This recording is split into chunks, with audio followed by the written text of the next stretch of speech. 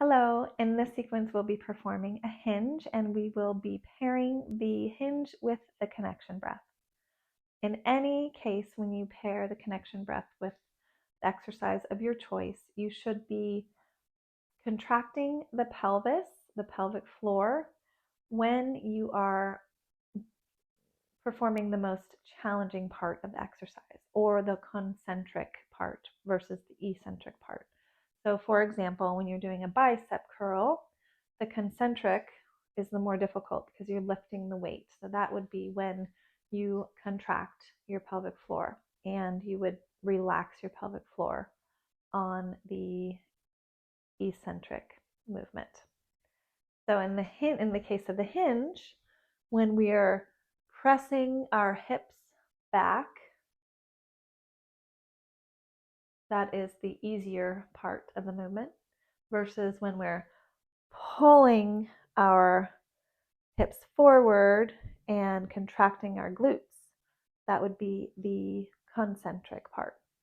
So the eccentric part, we're just getting into position. You can imagine if you had weights here, this would be the more difficult part of the exercise. So we'll try this. You should have your feet placed directly under your hips and your chest is open and tall. And when you hinge your hips back, it's called a hinge because you can think of a door opening.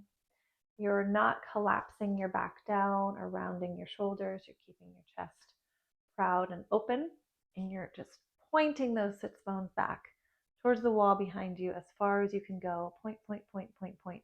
Point until you can't point anymore, and that would be the max of your hinge. And then from there, you can contract your pelvic floor. Exhale as you stand and squeeze your glutes back to standing.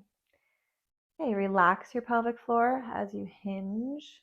Press your sits bones toward the wall behind you. Press, press, press. You're lowering down. You can roll your hands down beneath your knees as though you're having weights for a deadlift.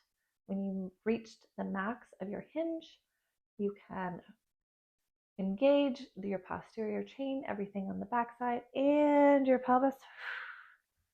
Stand back up. Now, if engaging all those things at once is too much for you to think about all at once, just think about your pelvic floor and squeezing your glutes at the top. Okay, one more time. So relax. Inhale. Keep your chest nice and open. Point your sits bones toward the wall behind you. Point, point, point, point, point, point. Keep your chest up. Your hands roll down your legs. When you've reached the max of your hinge, you're going to engage your pelvic floor and squeeze your glutes to come up to standing. Yes, perfect. You can do that with weights to add a little bit there. And any exercise that you pair with the connection breath, just think about that. You're engaging the pelvic floor during the harder part of the exercise and relaxing it, which is just as important during the easier part of the exercise. See you soon.